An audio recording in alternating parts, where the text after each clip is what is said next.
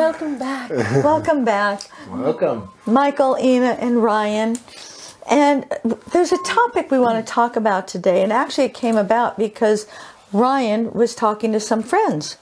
And this topic came up. And it was out of how to do this in a good way. So we're going to begin this topic of were we taught as children about sex, and how did it impact us?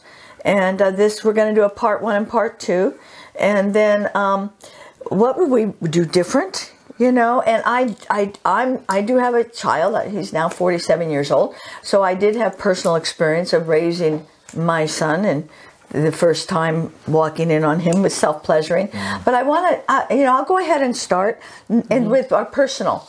So I remember asking my parents, my baby brother was born, and I wanted to know where babies came from. And my mother explained it very, very gently. It was, well, Daddy and I are, when we're in bed and it's making love, and that, his penis enters, and I don't remember if she said my or if it was third person.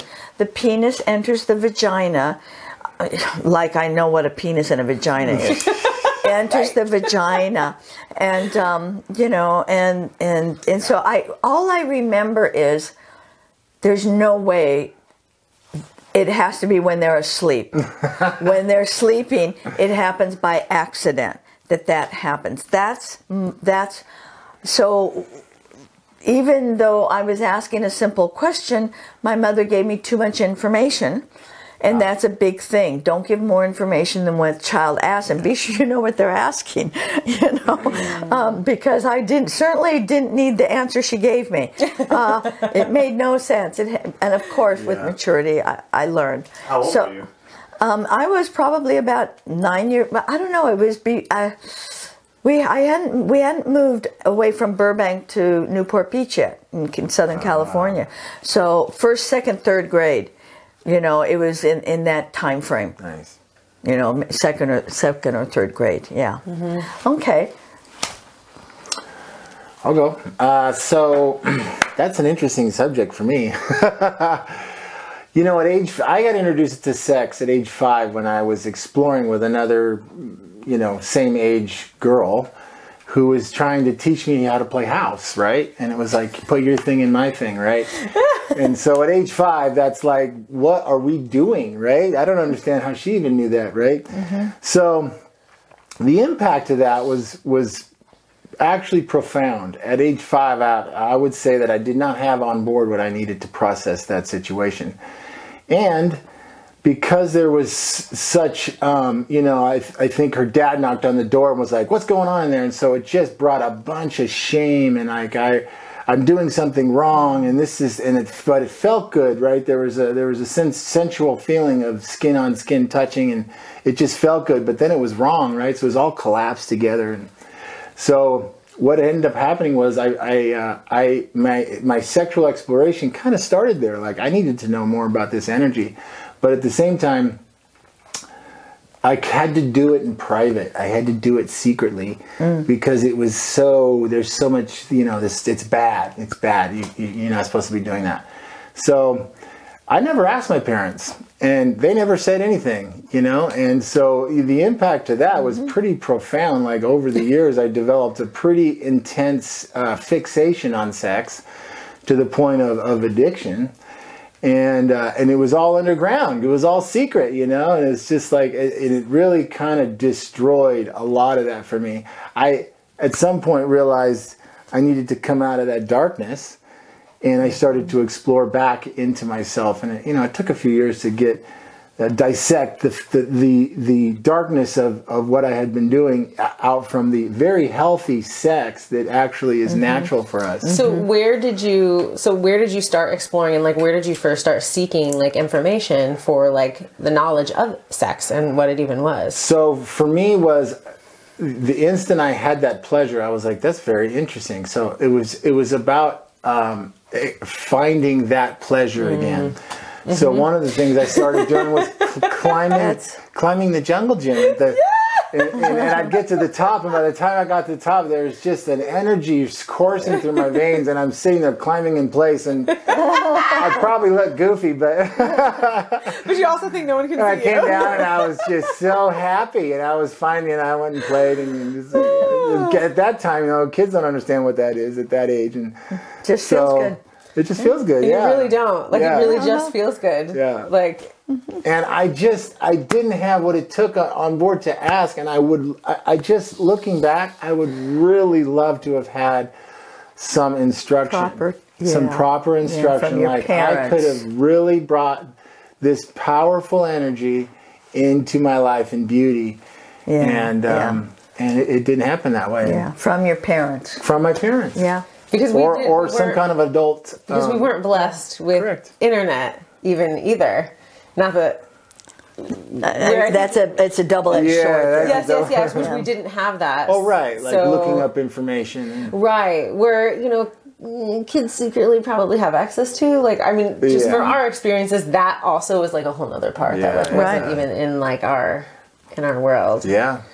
So what about you? I started self-pleasuring, I know, very young, and actually, I don't think I knew what an orgasm was, but I just know that if you kept at it long enough, the magic thing would happen. Yes. And, I was definitely either before first grade or even in first grade that, I had no idea what sex was, but I just remember thinking, oh my gosh, if it feels like this, I'm going to do it all the time. But I have no idea what it was. And then,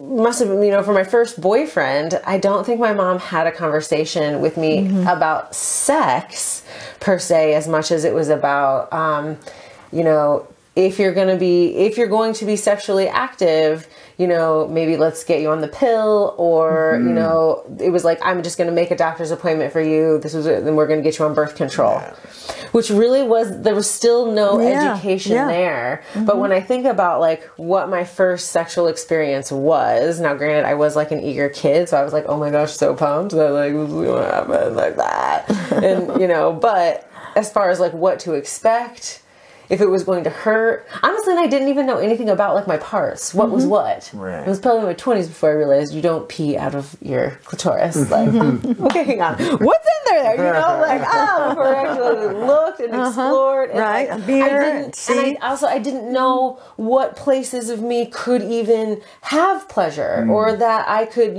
do that. So there was no teaching of before we even get to sex, we're already jumping to birth control. Whereas the whole act of it, why we're doing it is because you're that little kid climbing a little pole, this just feels good. Yeah. But what other parts can feel good? Do we teach about that? And do I wish I would have had a conversation about that?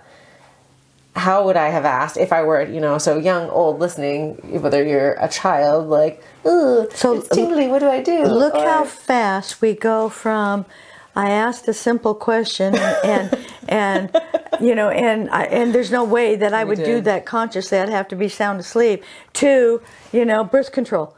I mean, we're talking about how do we educate and I could add a little bit to my story of when my parents went out. My older brother and I were old enough to stay home, but we started playing some look games, statue we called it, and I can't remember if we were partially naked or naked, but we'd be doing freeze.